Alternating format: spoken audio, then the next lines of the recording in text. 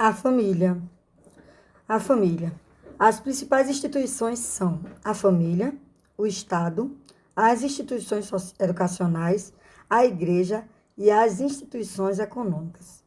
Embora sigamos normas sociais institucionalizadas, cada família tem suas próprias normas de comportamento e de controle. A família é o primeiro corpo social do indivíduo. Sua estrutura varia no tempo e no espaço. Essa variação pode se referir ao número e à forma de casamento, e aos tipos de família e aos papéis familiares. Por exemplo, a gente tem a monogamia e a poligamia. Na monogamia, a gente tem aquela família em que a pessoa tem apenas um cônjuge, que, por ser uma aliança indissolúvel, nem sequer admite o divórcio. Na lei brasileira, admite um novo casamento ao término do anterior, mas houve época em que não havia esse direito. E aí algumas pessoas que se separavam, se divorciavam, iam casar em outros países para ter o documento de casamento. A gente sabe que a família poligâmica, ela acontece no mundo, né? É aquela em que a pessoa pode ter 2 ou mais cônjuges. O casamento de uma mulher com 2 ou mais homens chama-se poliandria, e de um homem com 2 ou mais mulheres, poliginia. Nós sabemos, temos o conhecimento de, em países que são muçulmanos, né, que a religião é muito forte dentro do poder político, em que alguns homens que têm a possibilidade de sustentar podem casar com até 4 mulheres. Mas também existem casos de poliandria. Um filme que foi feito aqui no Brasil, que dava o exemplo disso, é um filme chamado Eu, Tu, Eles, que conta a história de uma mulher que tinha 3 maridos. É bem interessante, a atriz principal é a Regina Casé. Formas de casamento. Quanto às formas de casamento, nós temos a endogamia e a exogamia. A endogamia quer dizer casamento permitido dentro do mesmo grupo ou da mesma tribo.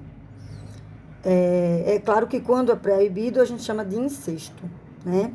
E exogamia é o casamento encontrado na maioria das sociedades modernas e trata-se da união de alguém fora do grupo, que eventualmente pode ser de religião ou de raça diferente.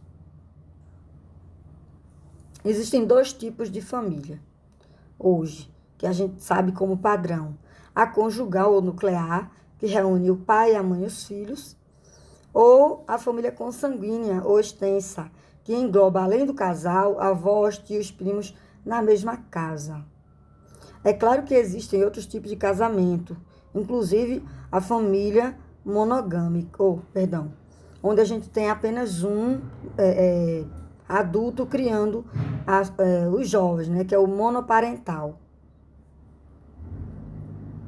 Entre as funções da família, existe a primeira, que é a função sexual ou reprodutiva, que garante a satisfação dos impulsos sexuais dos cônjuges e perpetua a espécie humana com a geração de filhos, que nas últimas décadas tem diminuído muito a quantidade de filhos por casal, o que tem gerado uma diminuição na população economicamente ativa, principalmente na Europa e no Japão. A função econômica, que é aquela que assegura os meios de subsistência e o bem-estar dos seus integrantes. A função educacional, que é responsável pela transmissão às crianças de valores e padrões culturais da sociedade. Ao cumprir essa função, a família se torna o primeiro agente de socialização do indivíduo. Como eu já coloquei, algumas famílias têm dificuldade nisso hoje, já que ambos os cônjuges estão necessitando, por conta da economia, trabalhar.